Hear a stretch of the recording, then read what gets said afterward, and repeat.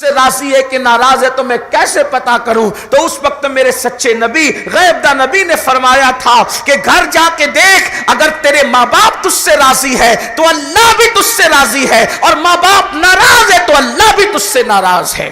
آپ اندازہ فرمائیں، شب برات میں ان کی بخشش نہیں ہے جو ماں باپ کو ستاتے ہیں، دل دکھاتے ہیں، تکلیف پہنچاتے ہیں۔ اللہ اکبر، جلسوں کے اندر علماء کے پیچھے دوڑتے ہاتھ چومنے کے لیے، پیروں کے پیچھے دوڑتے ہاتھ پیر چومنے کے لیے، مزارات کی چادر چومنے کے لیے ایک دوسرے پہ گرتے پڑتے ہیں۔ مزارات کی چادر چومنے والوں، علماء کے ہاتھ چومنے والوں، پیر اور مشائخوں کے ہاتھ پیر چومنے والوں، میں منع نہیں کرتا، لیکن تم سے پوچھنا چاہتا ہوں، کیا کبھی اپنے ماں باپ کے بھی ہاتھ چومتے ہو؟ اگر اپنے ماں باپ کے ہاتھ چومتے ہو تو ماں باپ کے ہاتھ چومنے کے بعد پیر و مرشد کا ہاتھ چومنا، علماء کا ہاتھ چومنا، سادات کے ہاتھ چومنا تمہارے کام آ سکتا ہے، لیکن ماں باپ کو بڈھا بڈھی کہہ کے ان کے دلوں کو تکلیف پہنچا کر اگر غلاف کعبہ بھی چومو گے تو وہ تمہارے منہ پہ مار دیا جائے گا، وہ عمل تمہارا قبول نہیں کیا جائے گا۔ سلطان العارفین بایزید بسطامی رحمت اللہ علیہ کے بارے میں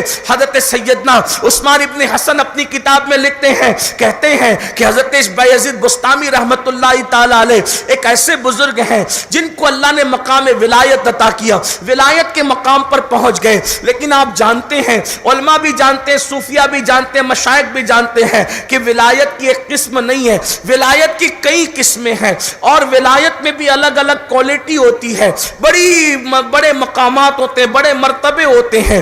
اللہ اکبر، سب سے بڑا مرتبہ ولایت کی کائنات میں جو ہے اس کو مقام محبوبیت کہتے ہیں، اور وہ مقام محبوبیت جو ہے اس میں دو لوگ مشہور ہوئے پوری امت میں، ایک تو ہمارے مرشد سرکار غوث اعظم شیخ عبد القادر جیلانی ہے، اور دوسرے جو محبوب ہے حضرت سیدنا نظام الدین اولیاء محبوب الہی ہے۔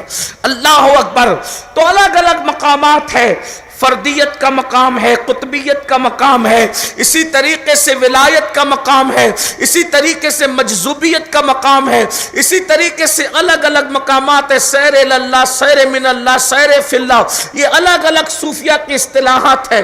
اس میں سے ایک مقام ہے ولایت کا جس کو مقام حضوری کہتے ہیں۔ یہ مقام حضوری کیا ہوتا ہے؟ یہ مقام حضوری وہ ہوتا ہے کہ ولی جب مقام حضوری میں قدم رکھتا ہے تو ہر وقت اس کے سامنے یار کا جلوہ موجود ہوتا ہے، ایک لمحے کے لیے بھی جلوہ یار اس کی نگاہوں سے اوجل نہیں ہوتا، وہ ہر وقت مشاہدہ یار میں مصروف ہوتا ہے۔ سلطان العارفین کو شوق تھا، اللہ نے ولایت کا مقام تو دیا، اللہ نے ولایت کا مرتبہ تو دیا، لیکن مجھے مقام حضوری چاہیے۔ مقام حضوری مطلب جلوہ یار ہر وقت موجود رہے، کچھ ایسا کر دے میرے کردگار آنکھوں میں کہ جلوہ گر رہے رخ کی بہار آنکھوں میں۔ اللہ اکبر، تو جلوہ یار کی خاطر مقام حضوری کے لیے اللہ حضرت بایزید محنت کر رہے ہیں، جو نصاب بتایا ہے بزرگوں نے اس پر عمل کر رہے ہیں۔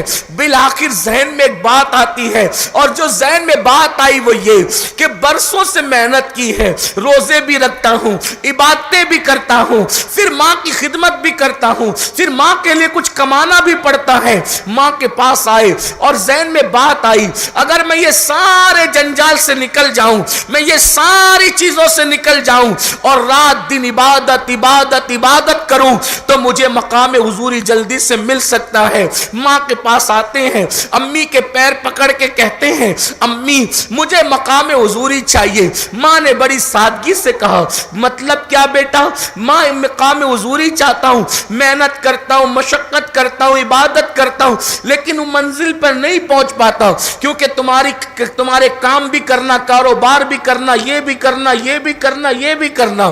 ماں ہوتی ہے، دیکھو ماں ہوتی ہے، ماں صرف ماں ہوتی ہے۔ اللہ اکبر، ماں کے ممتا کا عالم کیا ہے؟ ماں ہر دکھ سہ لے، ماں ہر تکلیف سہ لے، ماں ہر قربانی سہ لے اپنی اولاد کی خوشی کے لیے۔ ماں غموں کا ہمالہ اپنے سینے پہ رکھنا تو پسند کرتی ہے، لیکن اپنی اولاد کی پیشانیوں پر کبھی غموں کی لکیریں نہیں دیکھ سکتی۔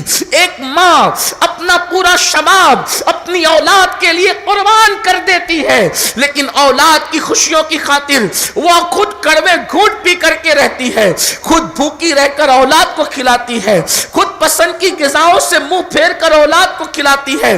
کاش کہ اولاد بھی اپنے ماں باپ کی قربانیوں کو محسوس کرتے۔ اللہ اکبر، ماں کے پاس آئے، ماں مقام حضوری چاہیے، بیٹا اس کے لیے کیا کرنا پڑے گا؟ امی مصروفیتوں سے نکلنا پڑے گا، رات دن عبادت کرنی پڑے گی، تو ماں اگر آپ اجازت دے دیں، آپ اپنے حقوق معاف کر دیں تو میں جنگل میں چلا جاؤں، رات و دن اللہ کی عبادتیں کروں۔ حضرت بایزید نے پوچھا، ماں ہوتی ہے، ماں نے کہا بیٹا اگر تم کو یہ لگتا ہے کہ میرے پاس سے جا کر تمہیں خدا ملے گا تو پھر میں اجازت دیتی ہوں، جاؤ میری طرف سے اجازت ہے، جتنی باتیں کرنی کر لو۔ حضرت بایزید بسطامی علامہ عثمان ابن حسن لکھتے ہیں کہ تقریباً 30 یا 40 سال تک بایزید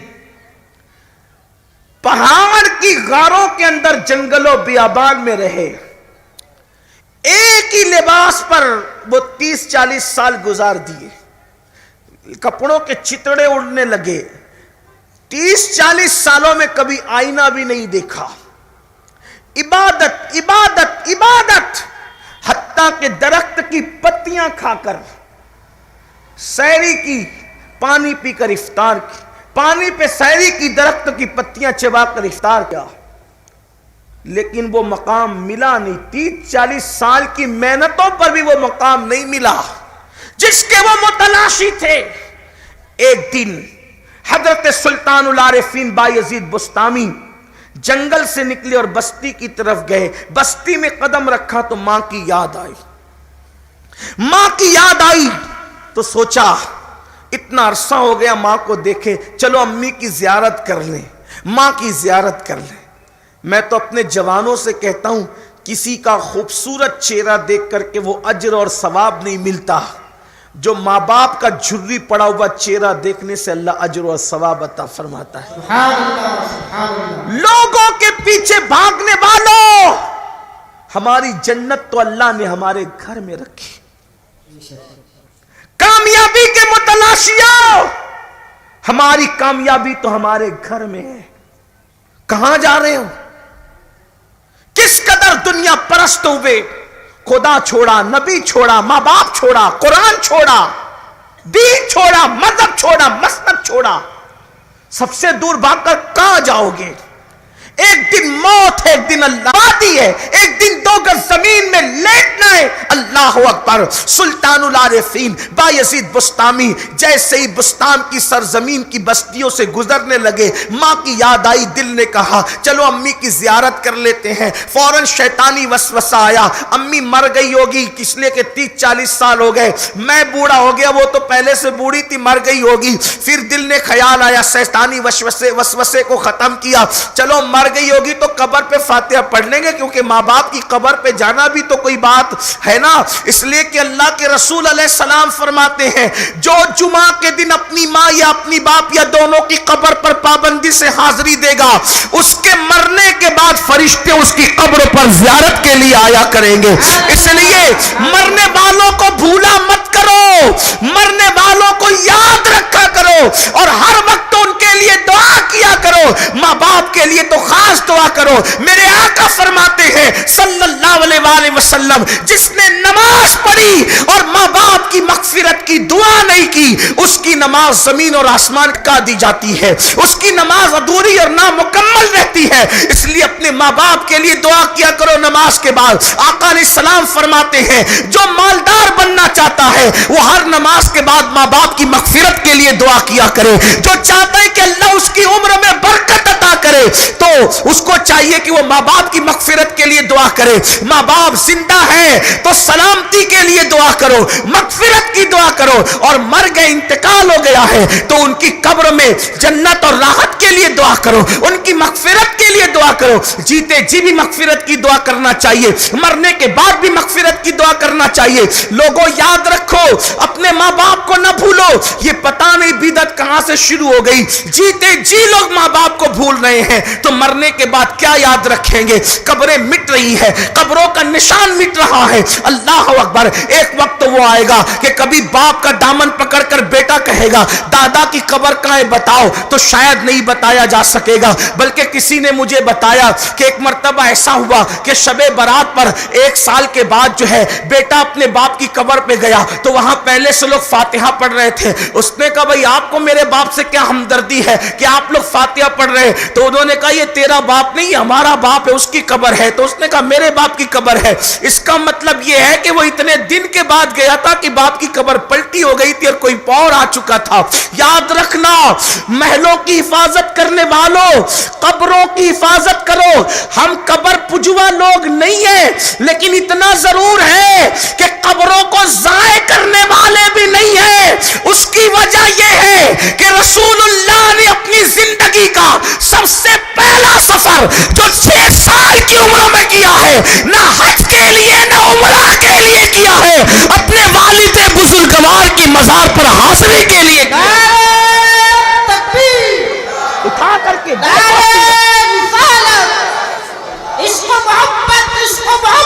سیرت مصطفیٰ اٹھا کر کے دیکھو. اللہ کے رسول نے 6 سال کی عمر میں سفر کیا. پھر حجۃ الوداع کے موقع پر حج کو جا رہے ہیں تو ام المومنین سیدہ عائشہ صدیقہ فرماتی ہیں کہ حج کے موقع پر میں نے دیکھا رسول اللہ کا چہرہ ایسے تمتما رہا تھا جیسے 14ویں رات کا چاند بدلی سے نکلتا ہے. میں نے پوچھا آقا اتنے خوش کیوں ہیں؟ تو فرمایا میں اپنی امی کے مزار پر حاضری کے لیے گیا تھا اور اللہ نے میری خاطر ان کی قبروں کو سے ان کو باہر کیا. میں نے آواز دی تو وہ قبر سے باہر تشریف لائی اور میرا کلمہ پڑھ کر وہ میری امت میں داخل ہو گئی. حضور ماں کے مزار پہ جا کر اتنا خوش ہو رہے ہیں. لوگ کہتے ہیں کلمہ پڑھ کے مسلمان ہو گئی. ہم نہیں مانتے اس بات کو. ہم یہ کہتے ہیں وہ تو مسلمان پہلے سے تھی, وہ مسلمان پہلے سے تھی, امت محمدیہ میں داخل ہو گئی, ملت ابراہیم پر تھی, لیکن امت محمدیہ میں داخل ہو کر خیر امت کا شرف بھی پا گئی. یہ بات ہے. لوگ کہتے ہیں وہ نبی کی ماں کافرہ تھی. ہم نے کہا تو اپنے ایمان کی خبر لے. کہا کہ کافرت, نبی کے ماں باپ بھی کافر ہوتے ہیں. ارے چور ڈاکو کے گھر میں ولی پیدا نہیں ہوتا, کافر کے گھر میں سید الانبیاء کیسے پیدا ہو سکتے ہیں؟ لوگوں کو بات کرنے سے پہلے سوچنا چاہیے. پھر لوگ کہتے ہیں قرآن حدیث کی بات کرو, یہ لفاظیاں نہ کرو. میں نے کہا حدیث اٹھا کے پڑھو, تفسیر اٹھا کے پڑھو. حضرت سیدنا موسیٰ علیہ السلام جب فرعون کے محل میں گئے تو اللہ اکبر, ہر دائی کا دودھ پیش کیا گیا. موسیٰ علیہ السلام نے منہ پھیرا, کسی دائی کا دودھ نہیں پیا کیونکہ وہ مشرکہ تھی, وہ کافرہ تھی, وہ فرعونی تھی. حضرت موسیٰ نے کسی کا دودھ نہیں پیا. پھر حضرت موسیٰ کی بہن محل میں پہنچی اور کہا کہ میں ایک ایسی دائی کو جانتی ہوں کہ جو بچہ کسی کا دودھ نہیں پیتا اس کا پی لیتا ہے. تو حضرت موسیٰ کی امی کو لایا گیا. فرعون کو نہیں معلوم تھا یہی ماں ہے. فرعون نے کہا اے دائی اگر ہمارا بچہ تیرا دودھ پی لے گا تو ہم تجھے محل میں رکھیں گے اور ہر روزانہ تجھے درہم عطا کیا کریں گے. پھر حضرت موسیٰ ماں کی گود میں آئے اور پھر ماں کا دودھ شوق سے پینے لگے. ہم پوچھتے ہیں جب موسیٰ کو اتنا شعور ہے کہ وہ کسی کافرہ اور مشرکہ کا دودھ نہیں پیتے تو جانے موسیٰ محمد الرسول اللہ کی شان کا عالم کیا ہوگا.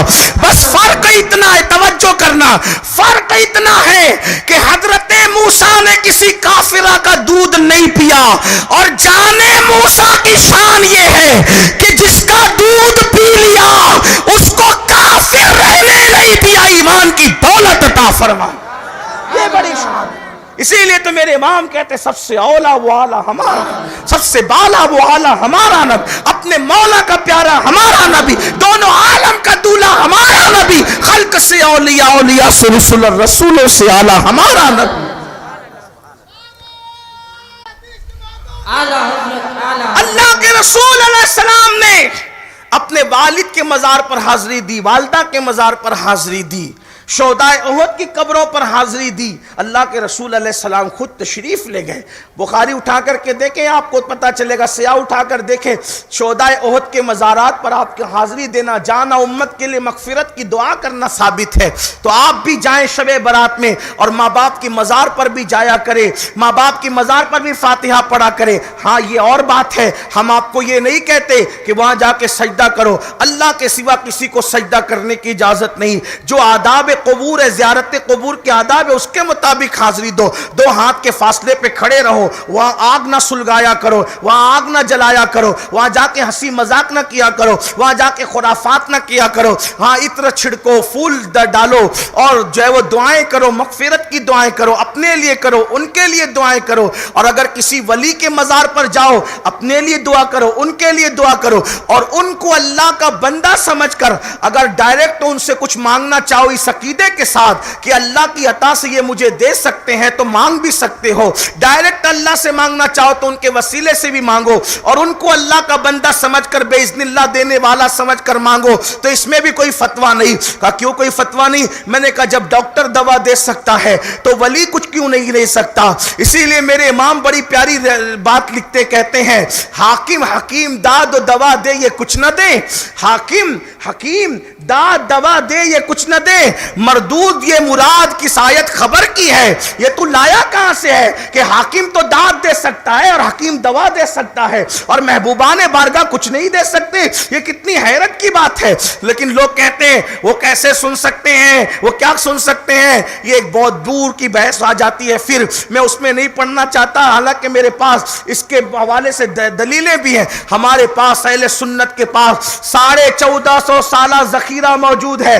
لیکن ایک بات میں آپ سے عرض کر دیتا ہوں, آپ کو بات سمجھ میں آ جائے گی. آپ جانتے ہیں جو کتاب بڑی مشہور کتاب ہے, ان کے اور ہمارے درمیان مشترک ہے, وہ بھی مانتے ہیں, بلکہ ترجمہ انہوں نے کیا ہے.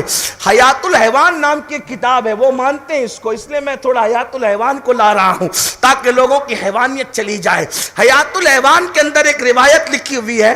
اس حدیث پر کچھ لوگوں نے سند پر جرح بھی کیا ہے, لیکن آپ توجہ کریں کہ حدیث پاک میں آتا ہے کہ جب کوئی بیوی, عورتیں بھی موجود ہیں, جب کوئی بیوی اپنے شوہر سے جھگڑا کرتی ہے, کیا کرتی ہے؟ بولیں, مل کے بولیں. یہ بات بولنی پڑے گی آپ کو, کیونکہ آپ کے ساتھ ہوتا ہے یہ حادثہ روزانہ. نہیں ہوتا تو آپ کہیں گے, نہیں ہوتا تو میں کہتا ہوں میں نہیں مانتا. اس لیے کہ مولانا ہو, مفتی ہو, ولی ہو, کتب ہو, ابدال ہو, سب کے گھر میں ہوتا ہے, کم کسی کے گھر میں زیادہ. اور یہ نہ ہو تو زندگی کا لطف ہی کچھ نہیں ہے نا. ہاں مزہ ہی کچھ نہیں. حضرت ابراہیم کے گھر میں بھی ایک بار ہو گیا, تو ابراہیم علیہ السلام نے کہا اللہ یہ سارا مجھ سے جھگڑتی ہے. اللہ نے فرمایا میں نے عورت کو ٹیڑھی پسلی سے پیدا کیا, اس کو سیدھا کرنے کی کوشش نہ کرنا. لڑتی ہیں بیچاری, اچھا ہی نہیں, حق بھی ہے لڑنے کا, اللہ محبت سلامت رکھے. یہ نہ ہو تو جنت بھی ادھوری معلوم ہوتی ہے, ان کی اپنی محبتیں. بہرحال حدیث پڑھ رہا تھا, توجہ فرمائیں. اس پہلے کہتے ہیں اس کی سند پر محدثین نے کچھ جرح کیا, لیکن جنہوں نے ترجمہ کیا ان کی نظر کر رہا ہوں, وہاں سے ترجمہ ہے جو منکر ہے علم غیب کے بھی, کہ جب کوئی بیوی اپنے شوہر سے جھگڑا کرتی ہے اور وہ شوہر جنتی ہوتا ہے, تو جنت سے حور اس بیوی کو کہتی ہے او نادان, میرے شوہر سے تو جھگڑتی کیوں ہے جبکہ جنت میں میں اس کے لیے ہوں. اس بیوی کو کہتی ہے. اب آپ سے پوچھتا ہوں جنت کہاں ہے؟ جنت کہاں ہے؟ جنت سدرۃ المنتہا کے بھی اوپر ہے. توجہ ہے آپ کی, جنت کہاں ہے؟ سدرۃ المنتہا کے بھی اوپر ہے.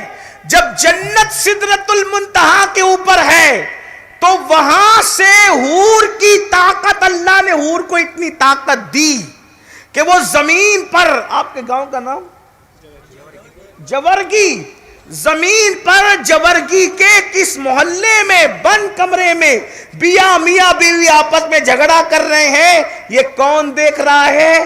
جنت میں بیٹھ کر حور دیکھ رہی ہے، اور اس جھگڑے پر وہ مداخلت کر کے کہتی ہے میرے شوہر سے تو کیوں جھگڑ رہی ہے، میں اس کے لیے جنت میں ہوں۔ اب بتاؤ، جب جنت کی حور کو اللہ نے اتنی طاقت عطا کی ہے تو اپنے محبوب محمد رسول اللہ کو دیکھنے اور سننے کی کتنی طاقت عطا کی ہوگی؟ شیخ عبد القادر جیلانی کو کتنی طاقت ملی ہوگی، معین الدین غریب نواز کو کتنی طاقت ملی ہوگی، حضرت محبوب الہی کو کتنی طاقت اور قوت ملی ہوگی۔ اس سے پتا چلا تو پہلے آپ حدیث پہ نظر رکھیں، نادانی کے ساتھ لوگ کچھ بھی باتیں کر دیتے ہیں، وہاں جاتے ہیں تو وہ تو مٹی کا ڈھیر ہے، وہ تو سنتے نہیں، وہ تو یہ نہیں، وہ تو وہ نہیں۔ یہ خرافات بند کرو، قرآن اور سنت کی طرف نظر رکھو۔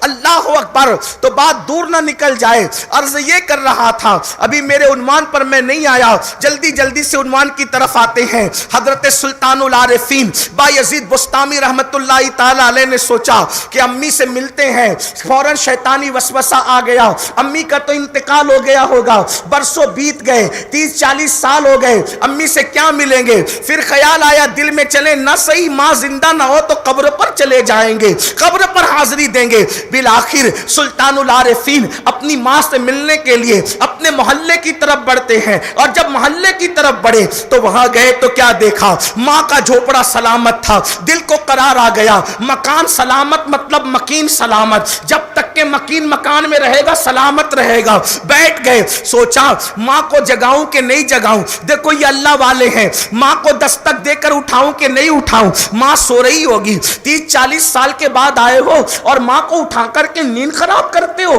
نہیں بیٹھو بایزید انتظار کرو۔ بایزید بسطامی انتظار کرنے لگے، جیسے ہی گھر میں چلنے کی کسی کی آہٹ آئی، آہٹ کی آواز آئی، فوراً سلطان العارفین بایزید بسطامی رحمت اللہ تعالی علیہ نے دروازے پہ دستک دی۔ دروازے پہ دستک دی تو پتہ ہے کیا ہوا؟ اللہ اکبر، میرے آقا صلی اللہ علیہ وآلہ وسلم کے دیوانوں، یہ ماں ہے، اسے ماں کہتے ہیں۔ 30 یا 40 سال کے بعد سلطان العارفین دروازے پہ دستک دیتے ہیں۔ جب دروازے پہ دستک ہوئی تو اندر سے آواز آئی، بایزید میرے بیٹے تو آ گیا ہے، بایزید میرے بیٹے تو آ گیا ہے۔ دروازہ کھلا، بیٹے کو موجود پایا، یقین نہیں آ رہا تھا ماں کو کہ میرا بیٹا 30-40 سال کے بعد لوٹ کر کے آ گیا۔ ماں نے دونوں ہاتھوں سے بیٹے کے گال پکڑ لیے اور ایک ہی بات کہتی ہے، تو آ گیا؟ یہ کہتے ہیں جی امی میں آ گیا۔ تو آ گیا؟ جی امی میں آ گیا۔ وجود دیکھا، بکھری داڑھی، پھٹے پرانے کپڑے، عجیب حالت تھی، گئے تھے تو کیا حال تھا، عالم شباب تھا، آئے ہیں تو بڑھاپے کے اللہ اکبر رنگ میں ڈھل کر کے آئے ہیں۔ بایزید بسطامی کی امی کو یقین نہیں آتا، ایک ہی سوال، تو آ گیا؟ یہ کہتے ہیں ہاں میں آ گیا۔ تو آ گیا؟ میں آ گیا۔ تو آ گیا؟ میں آ گیا۔ ماں کو یقین ہوا تو پھر دوسرا سوال کیا، میرے بیٹے جس مقام اور مرتبے کو پانے کے لیے تو مجھے چھوڑ کر کے گیا تھا، کیا وہ مقام اور مرتبہ تجھے مل گیا؟ اس منزل پر تو فائز ہو گیا؟ اس وقت بایزید بسطامی کو پہلی بار احساس ہوا کہ میں تو اتنی باتیں کر کے رہ گیا۔ آنکھ میں موٹے موٹے آنسو منڈلانے لگے، مزگاں پر آنسوؤں کے ستارے جھلملانے لگے۔ ماں نے جیسے پوچھا وہ مقام حضوری ملا؟ تو کہتے نہیں امی وہ مقام مجھے نہیں ملا۔ کتنے سال ہوئے امی؟ 30-40 سال ہوئے، نہ لباس تبدیل کیا، نہ آئینہ دیکھا، یہ بکھرے ہوئے بال، یہ کپڑوں کے چتڑے، یار کی محبت میں، لیکن وہ مقام ملا نہیں جو چاہتے تھے۔ ماں تڑپی، وہ ہاتھ کے اندر اسی طریقے سے گال تھے اور پوری جذبات کی کیفیت میں رات کی آخری پہر میں آسمان کی طرف نگاہ اٹھی اور ممتا بول پڑی، مولا دیکھ تو صحیح تیری طلب میں میرا بیٹا کتنی محنت کر رہا ہے، مولا ایک ماں کی دعا ہے، یہ جو مقام چاہتا ہے وہ مقام عطا کر دے۔ دو جملے نکلنے تھے، حجابات اٹھ گئے۔ بایزید ماں کے قدموں میں بھی گر کے کہتے ہیں، ماں میں نادان تھا، اللہ کو پہاڑوں میں ڈھونڈ رہا تھا، مجھے کیا معلوم کہ 30 سال کی محنت جان نہ پہنچا सकी, माँ के दो जुमलों ने वो मकाम अता कर दी। नारे तकबीर। ऐ मेरी कौम के जवानों, आओ उनके कदम पकड़ें, आओ उनकी खिदमत करें, वरना शबे बारात में भी मगफिरत नहीं होगी। आजकल तो शादी होती है और बीवी कह दे कि मैंने तुम्हारे माँ बाप के साथ नहीं रहना, तो लोग भी बूढ़े हो जाओगे। आज जो अपने माँ बाप के साथ सलूक कर रहे हो, इससे बदतरीन सलूक आने वाली नस्लें करेगी। और अगर माँ बाप के साथ अच्छा सलूक करोगे तो इससे बेहतर सलूक तुम्हारी औलाद करेगी। सरकार गरीब नवाज अपने मलफूजात में एक हदीस बयान करते हैं कि क़यामत का दिन होगा और क़यामत के दिन एक आदमी का नाम अमाल तोला जाएगा और पहाड़ों जैसी नेकियां उसके अमल में होगी। एक छोटा सा कागज का टुकड़ा उसके गुनाह के पल्ले में गिरेगा और गुनाह का पल्ला भारी होगा, नेकी का पल्ला हल्का हो जाएगा। अल्लाह फरमाएगा इसको मुंह के बल घसीटते हुए जहन्नम में ले जाओ। वो कहेगा मौला पहाड़ जैसी नेकियां हल्की हो गई, उस छोटे से कागज के टुकड़े पे लिखा क्या था जिसने मेरी सारी जिंदगी की नेकी को हल्का कर दिया? तो जवाब आएगा एक बार सिर्फ एक बार तूने चिल्लाकर अपनी माँ या अपने बाप से बात की थी, बस वही चिल्लाने का गुनाह तेरे नामे अमाल में लिखा है जिसने तेरी सारी जिंदगी की नेकी को हल्का कर दिया। चिल्ला कर बात करने पे माँ बाप से दौलत छुपाने वालों, माँ बाप से राज छुपाने वालों, माँ बाप से खजाने छुपाने वालों हम ही थे कि हम बीमार पड़ते थे तो माँ बाप बर्तन बेचकर भी इलाज करने के लिए तैयार हो जाते थे। हम ही थे बीमार पड़ते थे तो माँ बाप जेवरात बेचकर इलाज करने के लिए तैयार। हम ही थे। ऐसे भी माँ बाप को मैं जानता हूँ जिन्होंने अपना खून बेचा है। अभी मैं कोई मसला बयान नहीं कर रहा हूँ जायज़ नाजायज़ का, ये मुफ्तियान इकराम का फैसला है, लेकिन मैं जानता हूँ बाप ने अपना खून बेचकर अपने बच्चे का इलाज करा। ऐसे लोग भी दुनिया में हैं और जवान होकर के हम माँ बाप को भूल जाते हैं, माँ बाप को फरामोश कर देते हैं। बख्शिश नहीं होगी, कुछ कर लो कुछ नहीं मिलना जब तक माँ बाप। बल्कि मेरे आका का फरमान सुना करके बात इख्तिताम की तरफ ले जाऊं, अल्लाह के रसूल अलैहि सलाम फरमाते हैं अगर कोई शहीद भी हो जाए, शहीद, और माँ बाप या दोनों में से कोई एक उससे नाराज है तो शहीद होकर भी उसको जन्नत नहीं मिलेगी। जब तक माँ बाप राजी नहीं हो जाते शहादत के बाद भी जन्नत नहीं मिलेगी। मगर चूंकि शहीद हुआ है तो जन्नत और जहन्नम के बीच में एक मकाम है जिसको आराफ कहते हैं, वहां उसको रखा जाएगा। तो शबे बारात से पहले अपने माँ बाप को राजी कर लो। आका फरमाते हैं माँ बाप के नाफरमान की शबे बारात में बख्शिश नहीं होगी, पहले उनको मना लो, राजी। आसान, बड़े अच्छे लोग माँ बाप बहुत जल्दी माफ कर देते। मैं तो कहता हूं दो हस्तियों को मनाना बहुत आसान, सबको मनाना मुश्किल, दो हस्तियों को मनाना आसान। एक किसको? एक अपने रब को मनाना बहुत आसान, अल्लाह को मनाना बहुत आसान है, और एक माँ बाप को मनाना बहुत आसान। मैं तो अल्लाह की मोहब्बत और रहमतों का अंदाजा इस बात से लगाता हूं कि जब अल्लाह ने हमारे माँ बाप को हमारे लिए इतनी मोहब्बत वाला दिल अता किया, जब उसने माँ बाप को इतनी ममता और शफकतें अता की, तो वो अपने बंदों पर कितनी शफकतें करता होगा, कितना प्यार करता होगा। वक्त रहा तो उसमें मैं अर्ज करूंगा आपके सामने। तो माँ बाप को राजी करो। नंबर 2, शबे बारात में जिनकी मगफिरत नहीं होती, एक दूसरे के लिए दिल में कीना रखने वाले। इसमें भी लोग बहुत हैं, दाढ़ियां सीने तक है लेकिन दिल का कीना नहीं जाता, टोपियां बड़ी खूबसूरत है दिल का कीना नहीं जाता। एक भाई की दूसरे भाई से बात बंद, बहनों के हिस्से दबा के लेकर बैठे हैं, देते नहीं। रिश्तेदारों से सिर्फ इस बुनियाद पर बातें बंद है कि उसने फलां को शादी का कार्ड पहले दिया था, मुझे बाद में क्यों दिया। दिल में जिनके बुग़्ज़ और कीना होगा। लोग शबे बारात में क्या क्या करते हैं पता है? आ करके सुबह कहते हैं हमने तो सलातुत तस्बीह पढ़ी, इतने रकत नमाज पढ़ी, इतने दुरूद पढ़े, इतने कुरान के पारे पढ़ लिए, इतना ये। अरे मेरे भाई वो सब नफिल है, पहले ये करो, ये करने की जरूरत है। पहले दिल के अंदर जो कीने के कुत्ते बैठे हुए हैं उसको निकालो, वरना सलातुत तस्बीह कोई काम नहीं आना। अल्लाह के रसूल अलैहि सलाम फरमाते हैं जिनके दिलों में कीने, उनकी दुआएं और उनके सजदे उनके सर के ऊपर भी नहीं जाते। कर लो मेहनत जितनी करना है, असल को छोड़कर कब مسلمان نفل کے پیچھے بھاگے گا؟ فرائض اور واجبات کو چھوڑ کر کب تک نفل اور مستحبات کے پیچھے بھاگو گے؟ نفل کا درجہ فرائض اور واجبات کے بعد ہے، مستحب کا درجہ فرائض اور واجبات کے بعد ہے۔ شیطانوں کے جالوں میں سے جال یہ ہے کہ شیطان فرائض اور واجبات سے ہٹا کر انسان کو نوافل میں الجھا دیتا ہے۔ الجھ گئے نوافل۔ میں یہ نہیں کہتا کہ نہ پڑھو، پڑھو، اللہ توفیق دے، ضرور پڑھو، لیکن پہلے یہ سب کام کر لو۔ شب برات سے پہلے کے کرنے کے یہ کام ہے۔ جن جن کے لیے دل میں کینہ ہے، بغض ہے، حسد ہے، نکالو، دل کو صاف کرو۔ قرآن کہتا ہے قد افلح من تزکا وذکر اسم ربہ فصلی، کہ وہ لوگ مراد کو پہنچے، کامیاب ہو گئے، کہ جو لوگ اپنے من کو پاک کرتے ہیں اور پھر ذکر کرتے ہیں اور نمازیں ادا کرتے ہیں، نماز قائم کرتے ہیں، ان کو اللہ نے کامیابی عطا کی۔ اپنے دلوں کو پاک کر لو میرے بھائی، اگر دل پاک نہیں ہے کچھ نہیں ہونا، بلکہ اللہ اللہ۔ آئیے بڑی پیاری روایت یاد آ گئی، اس کو سن لے اور ہمیشہ یاد رکھنا۔ میرے آقا مصطفیٰ جان رحمت صلی اللہ علیہ وآلہ وسلم نے فرمایا، اے انس ادھر آؤ۔ حضرت انس ابن مالک آئے، پوچھا یا رسول اللہ حاضر ہوں۔ فرمایا کس حال میں تو نے صبح کی؟ حضرت انس کہتے ہیں یا رسول اللہ میرے آقا کی تربیت کا نتیجہ تھا۔ آقا فاسرز کہتے ہیں یا رسول اللہ میں نے اس حالت میں صبح کی کہ کسی مومن کے لیے میرے دل میں کینہ نہیں ہے، میرا دل پاک و صاف ہے۔ تو آقا فرماتے ہیں انس صبح اس حال میں کرنا کہ کسی کے لیے تیرے دل میں کینہ نہ ہو، یہ میری سنت ہے، میری سنت، اور جو میری سنت پر عمل کرے گا وہ جنت میں میرے ساتھ داخل کیا جائے گا۔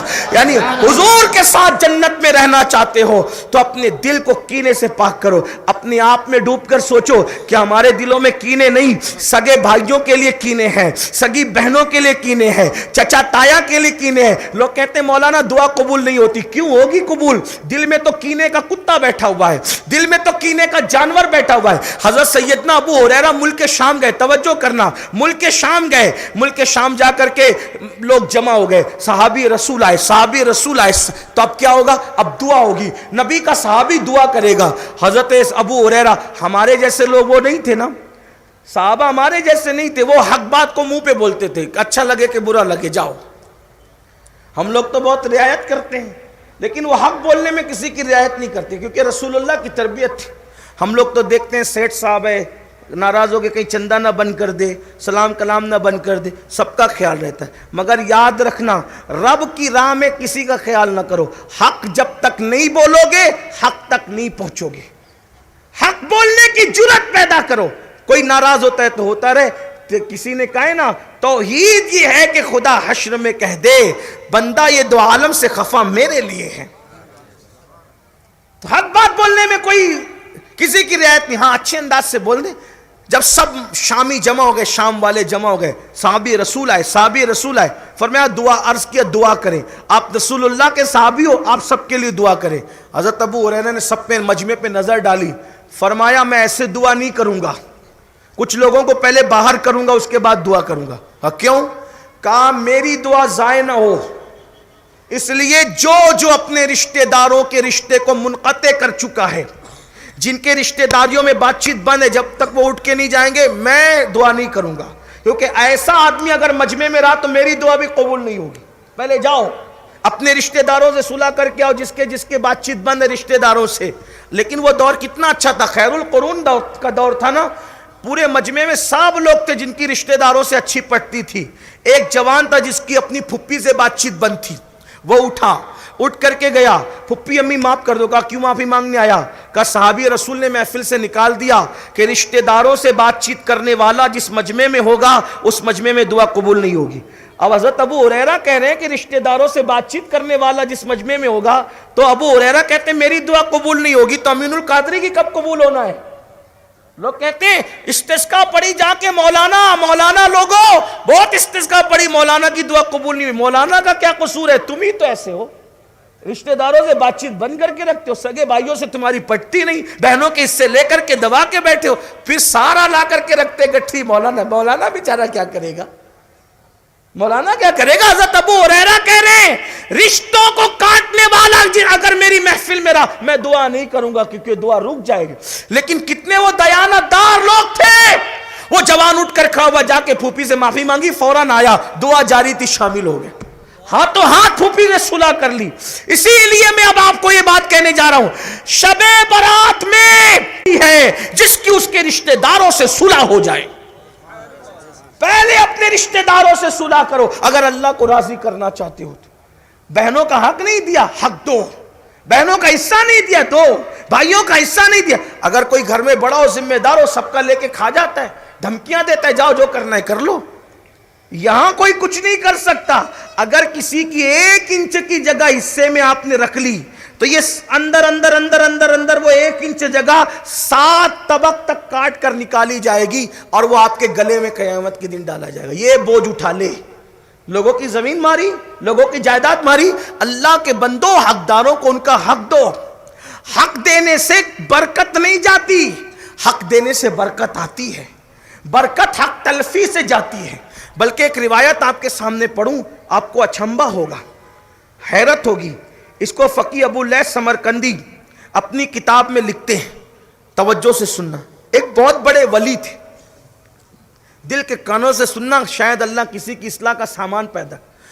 ایک بہت بڑے ولی تھے، عجم میں رہتے تھے، یعنی عربی نہیں تھے، عجم میں رہتے تھے۔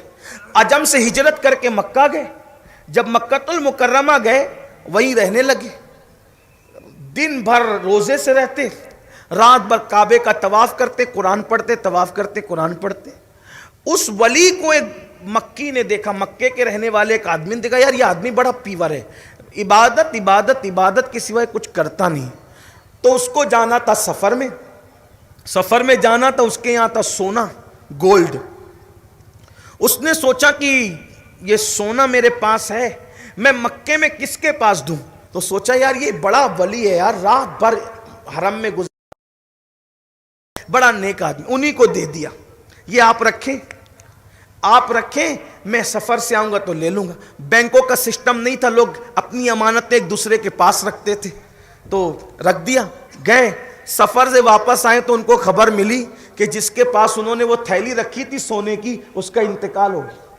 ان کو تو بڑا صدمہ ہوا، بہت صدمہ ہوا، یار میری سونے کی تھیلی بھی گئی، وہ بھی گیا۔ پریشان ہو کے وہ حضرت مالک بن دینار کے پاس آئے۔ مالک بن دینار بڑے ولی، حضرت مالک الدینار سے کہا، حضرت میں نے ایسا ایسا کیا تھا، وہ مر گیا، اس کا انتقال ہو گیا، وہ بڑا نیک تھا، اللہ والا تھا، اب میں کیا کروں؟ حضرت مالک بن دینار نے کہا، غور سے سننا، دیکھو اللہ والوں کی باتیں۔ حضرت مالک الدینار نے کہا، اگر تم کہتے ہو کہ واقعی وہ اللہ والا تھا، اللہ کا ولی تھا، تو میں تم کو بتاتا ہوں ملاقات کا طریقہ، کہ اس سے ملاقات مرنے کے بعد کیسے ہو سکتی ہے، بات چیت کیسے ہو سکتی ہے۔ تو مالک الدینار نے کہا، جب جمعہ کی شب آئے، چونکہ وہ مکے میں رہتے تھے، جب جمعہ کی شب آئے تو مقام ابراہیم اور باب کعبہ، مقام ابراہیم اور باب کعبہ کے بیچ جانا آدھی رات کے بعد، اور آواز دینا اس کا نام لے کر کہ اے فلاں بن فلاں مجھ سے بات کر، کیونکہ شب جمعہ میں آدھی رات کے بعد جتنی جنتی روحیں ہیں سب وہاں حاضری دیتی ہے، تو وہ آئے گا، اور وہ واقعی اگر جنتی ہے تو وہ تجھ سے بات کرے گا۔